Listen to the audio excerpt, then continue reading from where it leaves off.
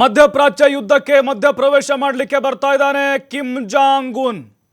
ಉತ್ತರ ಕೊರಿಯಾದ ಸರ್ವಾಧಿಕಾರಿ ಎಂಟ್ರಿ ಆಗ್ತಾ ಇದೆ. ಈಗ ಖಂಡಿತವಾಗ್ಲೂ ಯುದ್ಧ ಮತ್ತೊಂದು ದಿಕ್ಕಿಗೆ ಹೊರಳೋದ್ರಲ್ಲಿ ಯಾವುದೇ ಡೌಟ್ ಇಲ್ಲ.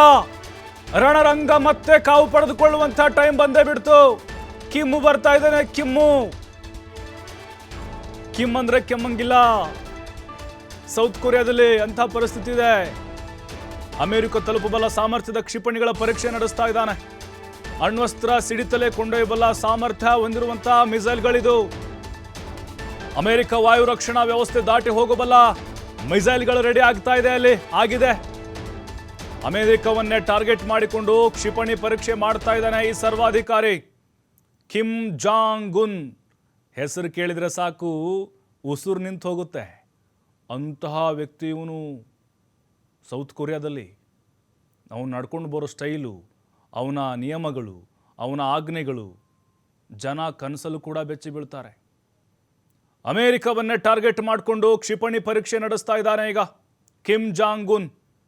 ಆತ ಏನಾದರೂ ಯುದ್ಧಕ್ಕೆ ಎಂಟ್ರಿ ಕೊಟ್ಟರೆ ಕಥೆ ಮುಗೀತು ಅಮೆರಿಕಾದ. ಹಾಗಾದರೆ ಮೊದಲೇ ಉತ್ತರ ಕೊರಿಯಾ ಮತ್ತು ಅಮೆರಿಕದ ನಡುವಿನ ಸಂಬಂಧ ಅದು ಬಹಳ ವರ್ಷಗಳಿಂದ ಹಳಿಸಿ ಹೋಗಿದೆ.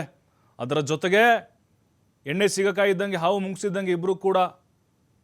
ನೋಡಿ, ಈಗ ಕಿಮ್ ಜಾಂಗ್ ಕ್ಷಿಪಣಿ ಪರೀಕ್ಷೆಯನ್ನು ಮಾಡ್ತಾ ಇದ್ದಾರೆ. ಅಣ್ವಸ್ತ್ರ ಸಿಡಿತಲೆಯನ್ನು ಸಾವಿರಾರು ಕಿಲೋಮೀಟರ್ ಹೊತ್ತೊಯ್ಯಬಲ್ಲ ಸಾಮರ್ಥ್ಯವನ್ನು ಹೊಂದಿದೆ. ಜೊತೆಗೆ ಕಿಮ್ ಜಾಂಗ್ ಉಂಗ್ನಿದಾನಲ್ವಾ, ಮಗಳನ್ನ ರೆಡಿ ಮಾಡ್ತಾ ಇದ್ದಾನೆ. ಮೊನ್ನೆ ಈ ಮಿಲಿಟರಿ ಕಾರ್ಯಾಚರಣೆಯಲ್ಲಿ ತಮ್ಮ ಮಗಳು ಜೊತೆಗೇನೆ ತೋರಿಸೋದೆಲ್ಲ, ಹಂಗೆ ದಾಳಿ ಮಾಡೋದು, ಹಿಂಗೆ ಅಟ್ಯಾಕ್ ಮಾಡೋದು, ಆ ಸೇನಾ ಟ್ಯಾಂಕರ್ಗಳ ಜೊತೆಗೆ ಕರ್ಕೊಂಡು ಹೋಗ್ತಾ ಇದ್ದ. ನೋಡಿ ಎಂತಿಂಥ ವೆಪನ್ಸ್ ಇದ್ದಾವೆ ಅವನ ಹತ್ರ ಅಂಥೇಳಿ. ಇಡೀ ಜಗತ್ತೇ ನಡಗುತ್ತೆ ಅವನು ನೋಡಿದ್ರೆ. ಯಾರು ತಂಟೆಗೆ ಹೋಗಲ್ಲ, ತಂಟೆಗೆ ಬಂದವ್ರನ್ನ ಬಿಡಲ್ಲ ಅವನು. ಈಗ ನೋಡಿ, ಟ್ರಂಪ್ಗೆ ಮಣ್ಣು ಮುಕ್ಕಿಸ್ಬೇಕಂತ ಹೇಳಿದ್ರೆ ಅಥವಾ ಟ್ರಂಪ್ ಸೊಕ್ಕಡಗಿಸ್ಬೇಕಂತ ಹೇಳಿದ್ರೆ ಕಿಮ್ ಜಾಂಗ್ ಉನ್ ಬರಬೇಕು ಅಖಾಡಕ್ಕೆ ಅಂತ ಸಾಕಷ್ಟು ಜನರ ಅಪೇಕ್ಷೆ ಇದೆ. ಅಂದರೆ ಟ್ರಂಪ್ ವಿರೋಧಿಗಳು ಅಥವಾ ಇರಾನ್ನವರು ಕೂಡ ಅದನ್ನೇ ಬಯಸ್ತಾ ಇರ್ಬೋದೇನೋ. ಆದರೆ ಈಗ ಈ ಸರ್ವಾಧಿಕಾರಿ ಏನಾದರೂ ಮಧ್ಯಪ್ರಾಚ್ಯದ ಯುದ್ಧಕ್ಕೆ ಎಂಟ್ರಿ ಕೊಟ್ಟಿದ್ದೇ ಆದರೆ ಖಂಡಿತವಾಗಲೂ ಅಲ್ಲೋಲ ಕಲ್ಲೋಲ ಆಗಬಹುದು. ಯುದ್ಧ ಮತ್ತೊಂದು ದಿಕ್ಕೆ ಹೊರಳ್ಬೋದು ಅಥವಾ ಮೂರನೇ ಮಹಾಯುದ್ಧಕ್ಕೆ ವೇದಿಕೆಯನ್ನು ರೆಡಿ ಮಾಡಿಸ್ಬೋದು. ಯಾಕೆಂದರೆ ಈಗ ಅಮೆರಿಕ ವಿರುದ್ಧ ಅಂತ ಹೇಳಿದ್ರೆ ಸಹಜವಾಗಿ ಇರಾನ್ಗೆ ಬೆಂಬಲವಾಗಿ ಬಂದಂಗೆ ಅಂತ ಅರ್ಥ ಆಗುತ್ತೆ. ಮತ್ತು ಅಮೆರಿಕ ಪರವಾಗಿ ಹಲವು ರಾಷ್ಟ್ರಗಳು ಬರ್ಬೋದು ಕಿಮ್ ಏನಾದರೂ ಎಂಟ್ರಿ ಕೊಟ್ಟರೆ. ಹಾಗಾಗಿ ಹಲವು ದೇಶಗಳು ಡಿವೈಡ್ ಆಗಿ ಇಲ್ಲಿ ರಣಾಂಗಣ ಮತ್ತಷ್ಟು ಕಾವೇರುವಂಥ ಸಾಧ್ಯತೆಗಳಿದ್ದಾವೆ. ಅಮೇರಿಕ ತಲುಪಬಲ್ಲ ಸಾಮರ್ಥ್ಯವನ್ನು ಹೊಂದಿರುವಂಥ ಮಿಸೈಲ್ಗಳಿದು. ನೋಡಿ, ಅಮೇರಿಕ ಯಾಕೆ ಇರಾನ್ ಅವ್ರಿಗೆ ಇನ್ನೂ ಹೆದರ್ಕೊಳ್ತಾ ಇಲ್ಲ ಅಂತ ಹೇಳಿದ್ರೆ ಅಂಥ ಅಪ್ಡೇಟ್ ವರ್ಷನ್ ಇಲ್ಲ ಅವ್ರ ಹತ್ರ ಮಿಸೈಲ್ಗಳು. ಬಟ್ ಉತ್ತರ ಕೊರಿಯಾ ರೆಡಿ ಮಾಡಿದೆ. ಎಲ್ಲ ಬತ್ತಳಿಕೆಯಲ್ಲಿದ್ದಾವೆ ಬ್ರಹ್ಮಾಸ್ತ್ರ. ಈಗೇನಾದರೂ ಕಿಮ್ಮಕ್ಕಂದರೆ ಟ್ರಂಪು ಕಿಮ್ ಹಾಗೆ ಕೆಮ್ಮಂಗಿಲ್ಲ, ಹಂಗೆ ಮಾಡಿಬಿಡ್ತಾನೆ ಅವನು. ಬಹಳ ಜಗತ್ತು ಬಹಳ ಕುತೂಹಲದಿಂದ ಕಾಯ್ತಾ ಇದೆ. ಉತ್ತರ ಕೊರಿಯಾದ ಸರ್ವಾಧಿಕಾರಿ ಕಿಮ್ ಜಾಂಗ್ ಉನ್ ಬಂದರೆ ಗತಿ ಏನಾಗಬಾರ್ದು ಅಂಥೇಳಿ ತಲೆನೇ ಕೆಡಿಸ್ಕೊಳ್ಳಲ್ಲ. ಏಕಮಾರ್ದೋತು ಕೂಡ ಅಂತಾರಲ್ಲ, ಹಂಗೆ ಅವನು ಮಾತಾಡೋದೇ ಇಲ್ಲ, ಸಂಧಾನ ಅನ್ನೋದೇ ಇಲ್ಲ.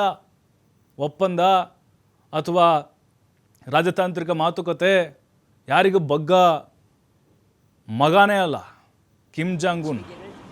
ಹಾಗಾಗಿನೇ ಈ ಅಭ್ಯಾಸವನ್ನು ನೋಡ್ತಾ ಇದ್ರೆ ಖಂಡಿತ ಟ್ರಂಪ್ಗೆ ನಡುಕ ಶುರುವಾಗಿದೆ ಅಂತ ಅನಿಸುತ್ತೆ. ಈಗೆಲ್ಲ ಕ್ಷಿಪಣಿಗಳನ್ನು ಕೂಡ ರೆಡಿ ಮಾಡಿಕೊಂಡು ದಾಳಿಯನ್ನು ಮಾಡಲಿಕ್ಕೆ ಪ್ಲ್ಯಾನನ್ನು ಮಾಡ್ಕೊಳ್ತಾ ಇದ್ದಾರೆ ಅಂತ ಅನ್ನಿಸ್ತಾ ಇದೆ. ಯಾಕಂದರೆ ಅಮೇರಿಕಾಗೆ ಹೊಡಿಬೇಕು ಅಂಥೇಳಿ ಬಹಳ ವರ್ಷಗಳಿಂದ ಕಿಮ್ ಜಾಂಗ್ ಉನ್ ಕಾಯ್ಕೊಂಡು ಕೂತಿದ್ದಾನೆ. ಯಾಕೆಂದರೆ ಟ್ರಂಪ್ ಬಂದ ಮೇಲಂತರೂ ಕೂಡ ಅದಿನ್ನೂ ಜಾಸ್ತಿ ಆಗಿದೆ ಯುದ್ಧ ದಾಹ. ಈಗ ಕಿಮ್ ಜಾಂಗ್ ಉನ್ ಆ ಪರೀಕ್ಷೆ ಕ್ಷಿಪಣಿಗಳ ಪರೀಕ್ಷೆ ನೋಡ್ತಾ ಇದ್ದರೆ ಒಂದೊಂದು ಆ ಮಿಸೈಲ್ಗಳ ಸಾಮರ್ಥ್ಯ ಸಾವಿರಾರು ಕಿಲೋಮೀಟ್ರ್ ಹೋಗಿ ನುಗ್ಗಿ ಹೊಡೆಯುವಂಥ ಪವರ್ಫುಲ್ ಆಗಿರುವಂಥ ಅಸ್ತ್ರಗಳನ್ನು ರೆಡಿ ಮಾಡಿಕೊಂಡಿದ್ದಾನೆ. ಯಾಕೆ ಜಗತ್ತು ಕಿಮ್ ಜಾಂಗ್ ಉನ್ ಕಂಡ್ರೆ ಭಯ ಪಡುತ್ತೆ ಅಂತ ಹೇಳಿದ್ರೆ ಆತನ ಸರ್ವಾಧಿಕಾರತ್ವ ಹಂಗಿದೆ ಅಲ್ಲಿ ಉತ್ತರ ಕೊರಿಯಾದಲ್ಲಿ. ಯಾರೂ ಕೂಡ ಅವನ ವಿರುದ್ಧ ಮಾತಾಡೋಂಗಿಲ್ಲ.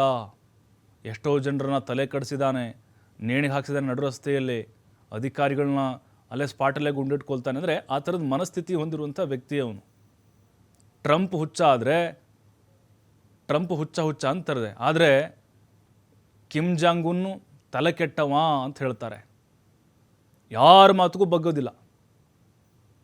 ಹಾಗಾಗಿನೇ ಈಗ ಜಗತ್ತು ಮತ್ತೆ ಆತಂಕಕ್ಕೆ ಒಳಗಾಗುವಂಥ ಸನ್ನಿವೇಶ ನಿರ್ಮಾಣ ಆಗಬಹುದು.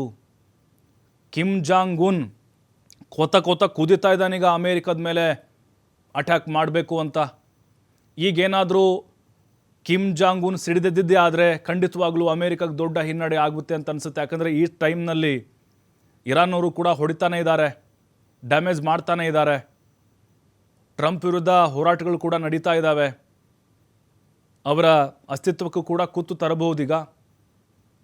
ರಣರಂಗ ಏನಾದರೂ ಅಧಿಕೃತವಾಗಿ ಪ್ರವೇಶ ಮಾಡಿದ್ದೇ ಆದರೆ ಖಂಡಿತ ಇದು ದೊಡ್ಡ ಮಟ್ಟದ ಹಾನಿ ಅಮೇರಿಕಾಗೆ ತಪ್ಪಿದ್ದಲ್ಲ.